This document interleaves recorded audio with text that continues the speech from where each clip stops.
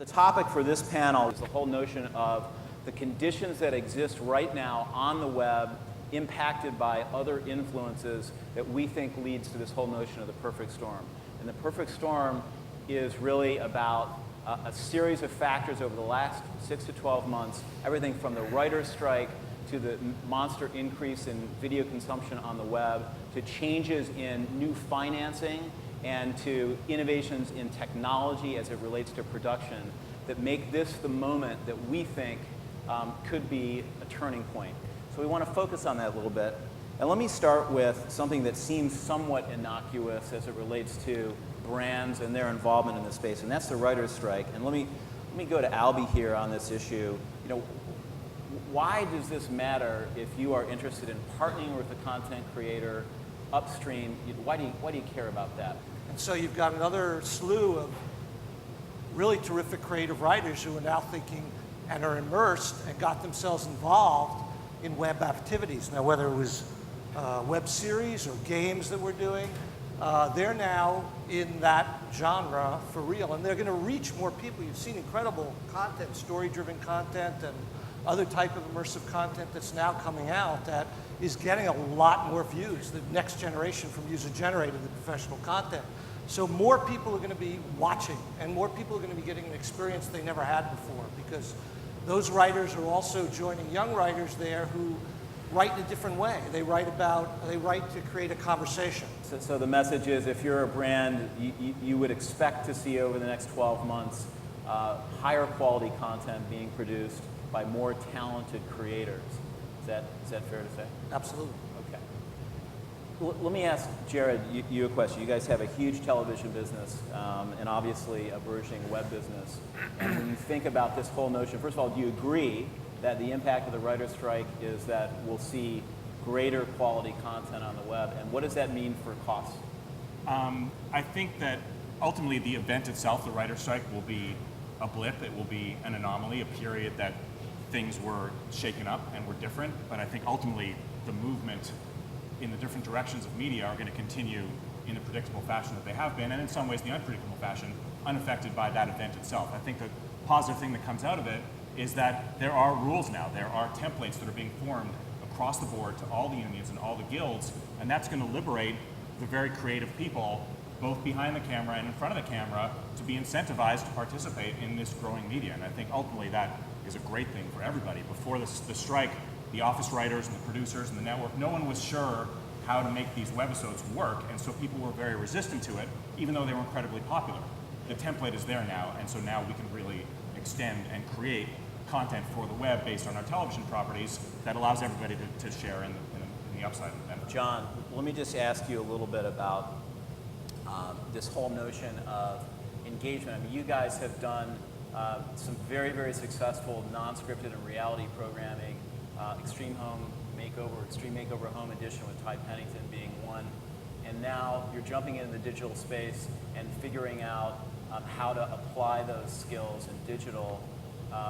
Has the last year seen a huge increase in the appetite for this on the part of brands and other partners?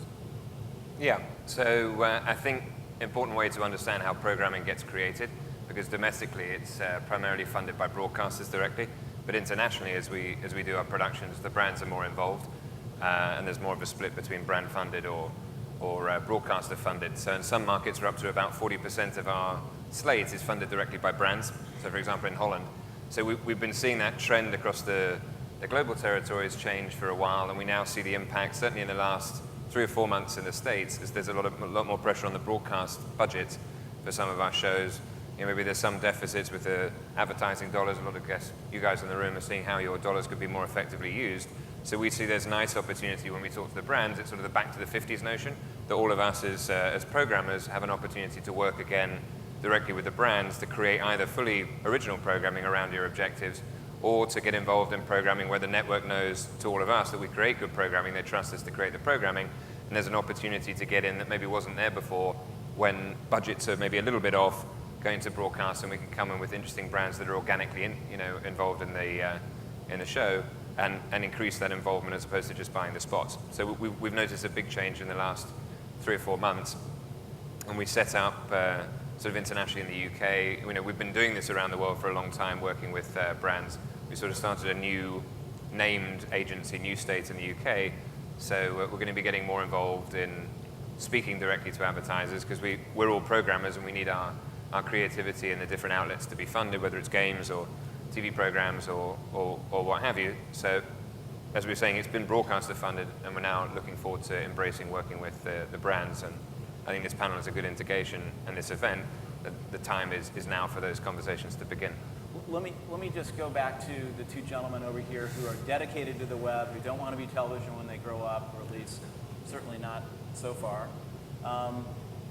Since you both see yourselves as really understanding the convergence of technology and entertainment as it relates to the web, and you guys certainly have a lot of experience developing successful programming for the web, what's happened over the last year in technology, and what role is that going to play moving forward, do you think?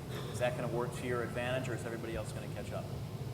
I mean, there's a convergence of a variety of things that have enabled content to exist online, a combination of broadband, flash video penetration, and then just the number of people that were online that kind of all came together and made something like YouTube possible.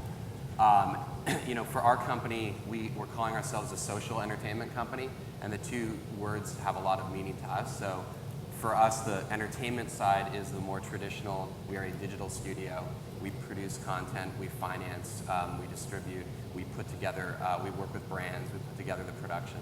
But then the social side, which is really at least 50%, if not more, of our company, is all about the technology. But it's about using the technology to drive the interaction between the audience and the content, and then between each other. So, all the tool sets that are prevalent on Bebo or Facebook or MySpace or Twitter, Flickr, PhotoBucket, really around the whole web, which, really it's just about people getting together, people sharing things, sharing photos, sharing videos, whatever that might be. But for us, it's about bringing that all together in the context of an entertainment experience that can drive a discussion, drive interaction back and forth between the show and then amongst the community. So for us, really, the technology is an enabler of the conversation. Totally makes sense. Anything, Yeah, Greg? and I just say that kind of comes from our core, which is starting Lonely Girl 15.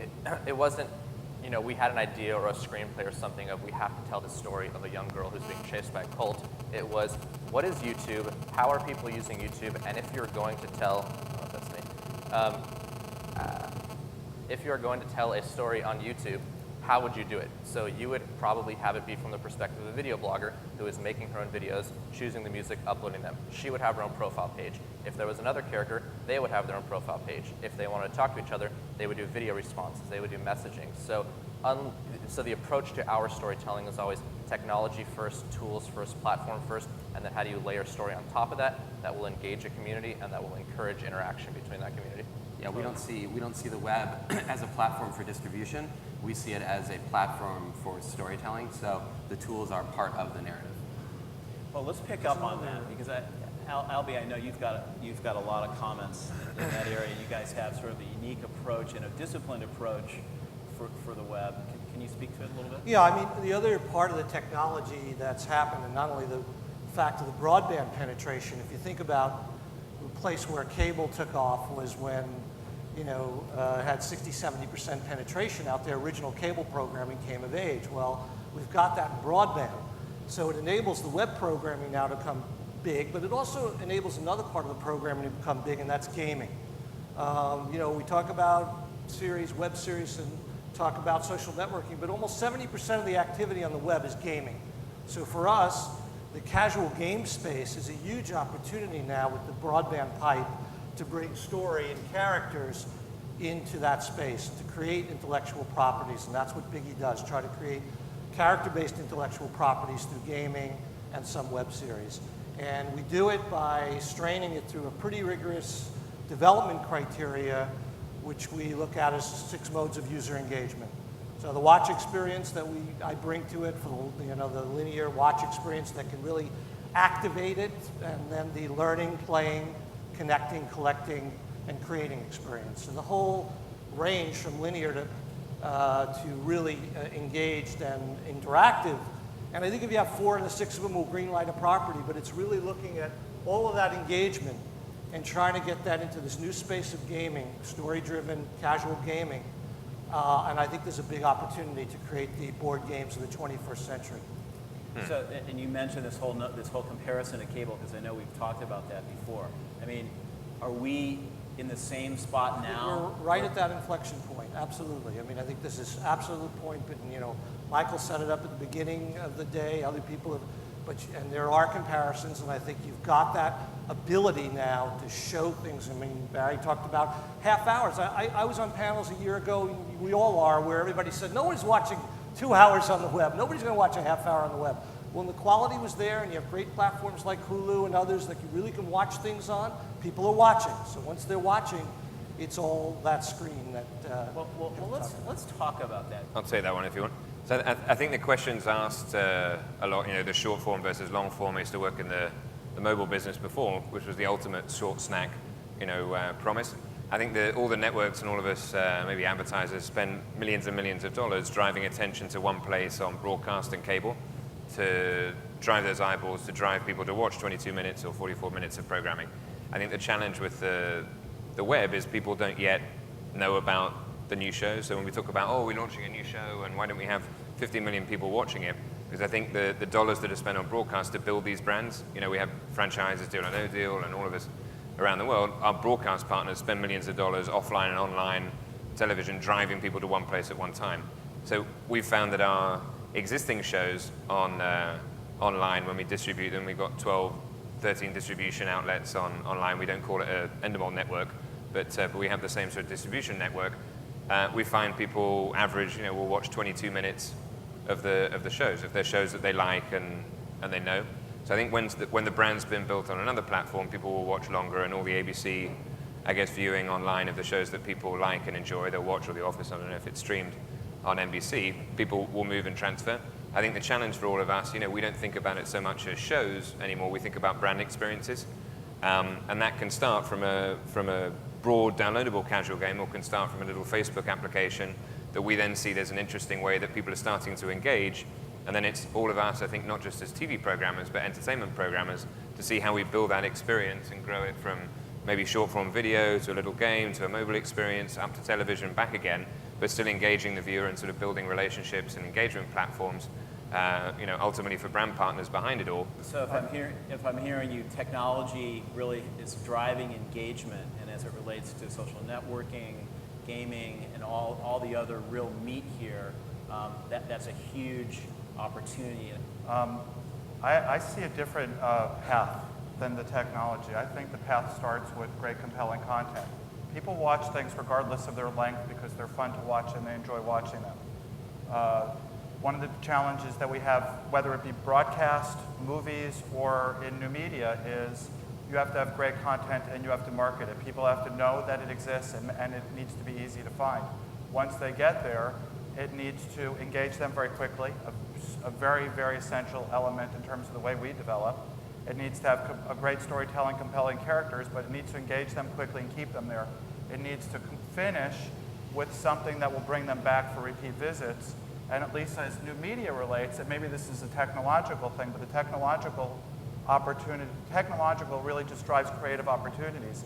And the creative opportunity here is to provide a more expansive experience than television provides, whether it be either community or interactive.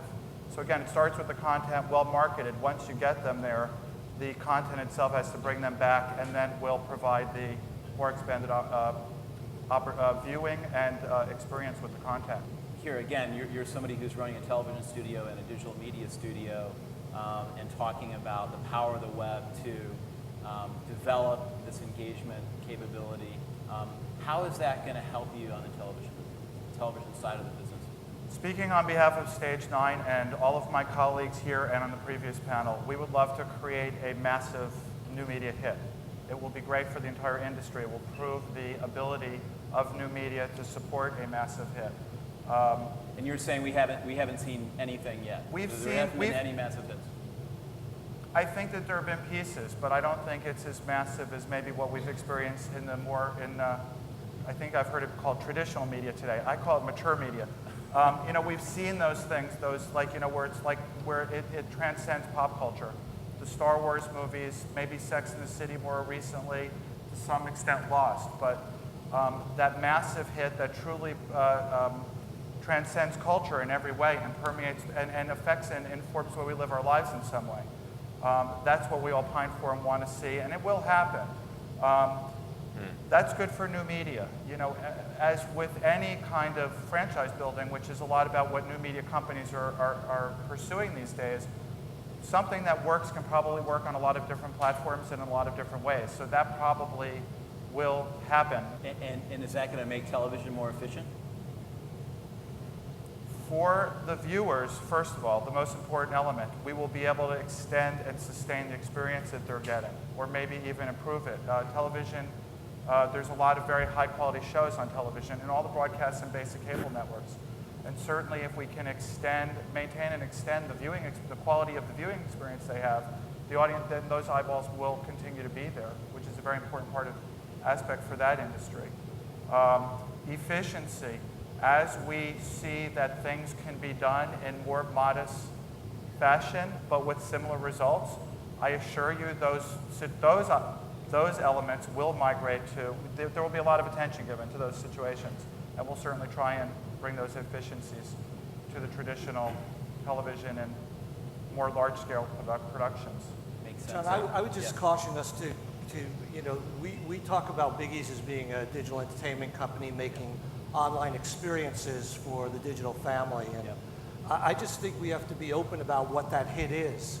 You know, it's not necessarily the linear hit or IP that we've experienced I'm glad before. you touched on that, because I mean, I'm sure these guys have a view on Like a good what example is linear like, And I was going to say that I well, think Club that they're Penguin, you know, Club Penguin isn't a Exactly. narrative, but that was a hit Yeah. in an entertainment environment for kids. Exactly right. So I think, I think the trick is that it's a completely different medium. You can watch long form episodes on your laptop, but the experience is completely different. You know, when I watch Lost, I hit full screen, I set it on my, on my table, and then I kind of lean back and watch it, and I'm essentially watching a TV screen. When I'm interacting with Lonely Girl or Kate Modern, or when I'm on Facebook or whatever, it's a completely different experience. I'm fully interacting with the keyboard, I'm mousing, I'm sending messages, I'm uploading, I might hook in my digital camera. And the truth is, like, it's difficult to adapt linear storytelling to that medium. I mean, it's doable, and what we found actually with Lonely Girl and Kate Modern is that we actually integrate huge amounts of gaming into the show itself. So the whole world of alternate reality games, which are, you know, these sort of immersive experiences like the Lost experience and stuff like that, those are part of our shows. And so every week there are puzzles and interactive things that the audience is actively engaging in. And so I think the definition of a hit online is different, and it may not look or feel like a traditional thing that we're used to seeing, and we may not be even aware of it, because maybe it's even appealing to kind of a subculture of people that you don't talk to that often. You know what I mean? It's just, the internet is very different. So is Lonely Girl a hit? I mean, I think it was 100 for million what it views, was. 100 I million mean, views. yeah, it wasn't a financial hit for us when we first did it. I mean, it was done for very little money, but yeah, I mean, millions of people were talking about this thing on YouTube. So in our minds, it was a hit. But again, I think Club Penguin is a hit. Habbo Hotel is a hit. There are these experiences online that are hits that I think are the equivalents online of TV, because it's just a different medium. And I think that people are chasing different definitions of a hit because they're trying to figure out the best way to leverage their limited ad dollars and Right. limited number of eyeballs that you're going to get to watch anything at any given time to the best effect. And for us, that has always been and that will always be about the best possible partnerships. First level is the partnership with creative to get talent involved that you know will create the great content that's going to bring people there to watch it. You also need to get some level of talent attachment, we think, that will enable you to publicize that, because if no one hears about the tree falling in the forest, no one's going to watch it online either. So we think that it's important to have a partnership that will then generate the promotional abilities to drive people to the site. And then we think an incredibly important aspect of the online space is partnering with the right portal or the right website or the right destination that will ultimately guarantee, to some degree, a modicum of success, a modicum of return on investment and return on expectation. And I think that people are chasing viral and throwing money and ideas at something that doesn't have the fundamentals in mind, doesn't have the basic fundamentals of a package with content and talent and promotional abilities and publicity abilities. And that publicity now has become something that viral has become a word-of-mouth form of publicity, and there's an expertise to that, but that's only one piece of the package. You can't try to create viral content. That's not the goal. The goal is to create great content, that you can publicize and promote, and then to have a partner, a destination website that knows how to drive the eyeballs to your content. MSN for us has been an incredible partner because they have this thing called the homepage, which is something that internally they call the fire hose. And when they put your promotable clip or your promotable still photo with a piece of talent attached to it, like Bob Harper from Biggest Loser, who's doing a web series for us called 5 Minute Office Workout, when they put him on the homepage, they know that's going to drive the traffic. They have metrics, and they can literally guarantee to their advertisers that they're going to get the viewership that they're expecting. And that makes the brands comfortable, that makes the ad agencies comfortable, and that means that you're sustaining a model that you can then go back and repeat it again and again. So are you saying that it's kind of tough to do this? If you're a brand and you're trying to wade through all these opportunities, it's tough to do this without the distribution in place?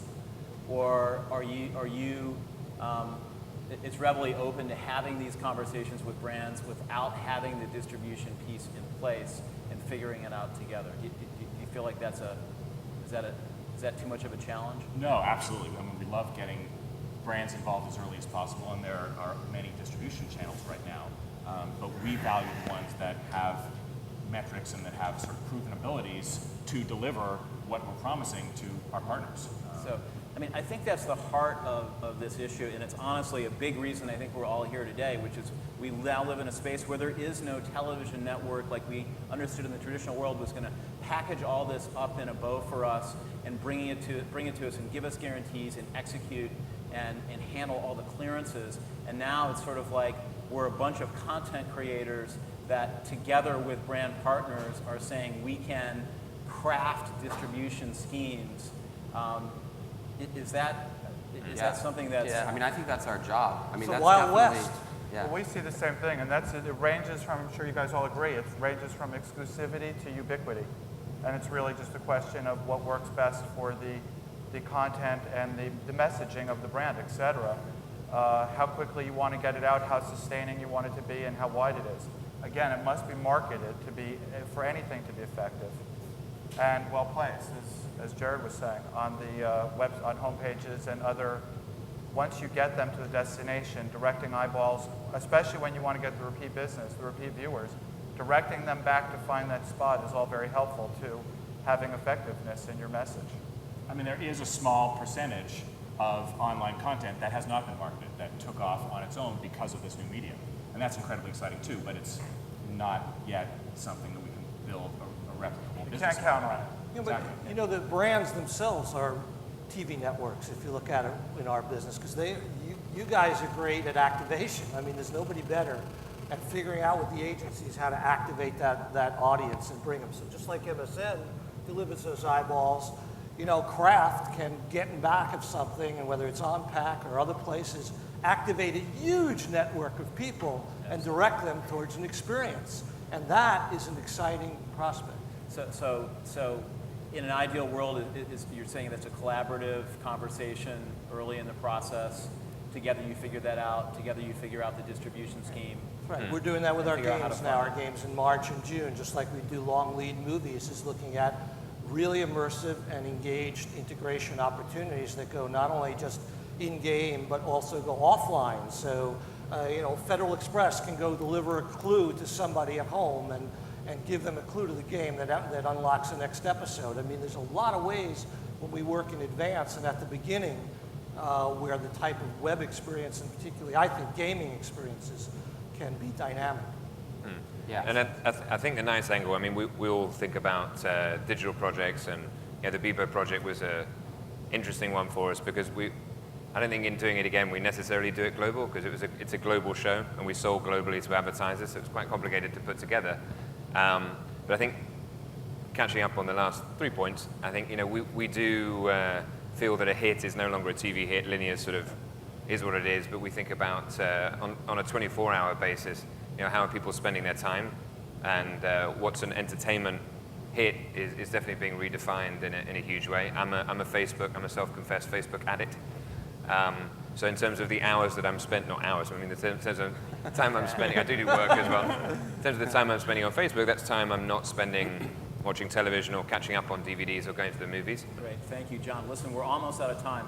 I want to take 30 seconds apiece and just, if you can leave everybody with a thought, the brands and agency partners that have joined us here today and other partners, what's your advice if someone wants to jump in? Do you have any words of wisdom, 30 seconds or less? I mean, it's, come up with a plan. I mean, a distribution plan, a content plan, and an engagement plan where you feel that users will see this, and then when they see it, they will stick with it, and they will like it, and they'll talk about it, and they'll tell their friends about it, and they'll somehow engage with that content. Yeah, I mean, that's basically the premise behind our company, was to put all the pieces together to really navigate this complexity of finding different distribution partners, building the website to engage a community, bringing in third-party websites so that it spreads around the web virally, working with the brands, working with the production teams and the creatives so that really it's a total solution for creating these interactive shows. Great, John? So I would say in general, is to realize the potential of your marketing reach and your ability to sort of guide entertainment properties. And I think all of us as producers, certainly us as Endemol, we're not proud to have the conversations again with the advertising community and get involved early. So I think there is an opportunity now to get your programming ideas out there and have control over your destiny in terms of reaching consumers. Jared? It is the Wild West in the best way. It's an incredibly innovative time. Anything goes, and everyone on stage here is totally open right now to hearing your ideas. And as much as possible, if you can fashion your ideas and how you want to integrate your brand into a way that we can relate, meaning from a content perspective, from a perspective that is grounded in good storytelling, is grounded in something that we can relate to, then we have the potential for a great partnership. Albie? I'd ask for some help. I mean, everybody wants to friend me. I don't know who they are, all these friends out there. They want to link me in. I'm watching Lonely Girl. I'm playing casual games. I'm doing all these things, and everybody's using the word engagement. So I'd say, where's the new AC Nielsen? Help us all here. Help us all here and measure engagement. Figure out how to do that, and all of us will win big, and we'll all get what we need. I'm just a round of applause for that, and then we'll come back to Barry, because I know everyone's thinking about that. We're all trying to crack that nut. Barry? In a pioneering experience, it takes courage to be the first to cross a river, go over a mountain, or cross an ocean. And there are many, many success stories and pioneering experiences over the years. In new media, for the cost of the cost that's approximately the same as a 30-second spot in prime time, you and your clients and the brands can have real ownership and participation in content that can potentially be an evergreen for your brand.